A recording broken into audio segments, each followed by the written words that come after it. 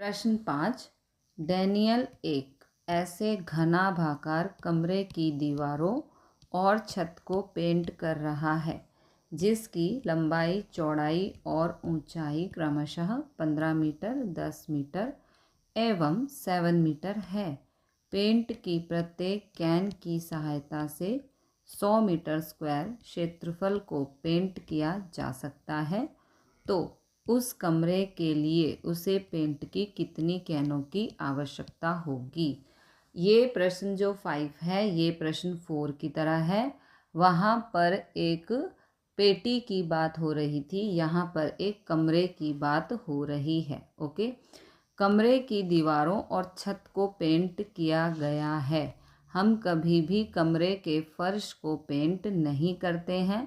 तो प्रश्न 4 की तरह ही यहाँ पर घनाभ का कुल पृष्ठीय क्षेत्रफल का सूत्र लगाएंगे, लेकिन उसमें से LB को अलग हम कर देंगे क्योंकि कमरे की दीवारों और छत को पेंट किया गया है, फर्श को पेंट नहीं किया, इसलिए LB को हम अलग कर देंगे।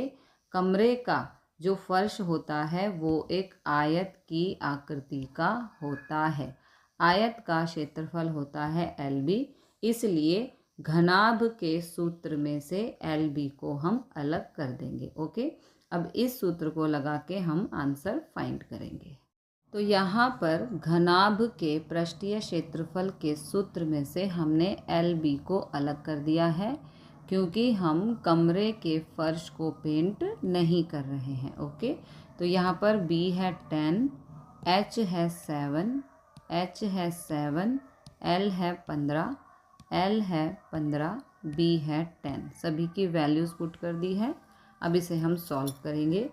10 सत्ते 70, 15 सत्ते 105, 15 धाम 150, 70 प्लस 105 होगा 175 और यहाँ पर 150, 175 दूनी 350 और ये 150, 350 प्लस 150 होगा 500। ओके, आगे हमें दिया है पेंट की प्रत्येक कैन की सहायता से 100 मीटर स्क्वायर क्षेत्रफल को पेंट किया जा सकता है। ओके, तो अब 100 मीटर स्क्वायर बराबर है एक कैन, ठीक है। तो 500 मीटर स्क्वायर बराबर 500 अपॉन में 100 कर देंगे। ओके, 2 जीरो से 2 जीरो कैंसिल, यहाँ पर आ गया 5 कैन। ओके, इसका मतलब है उस कमरे के लिए उसे पेंट की 5 कैनों की आवश्यकता होगी।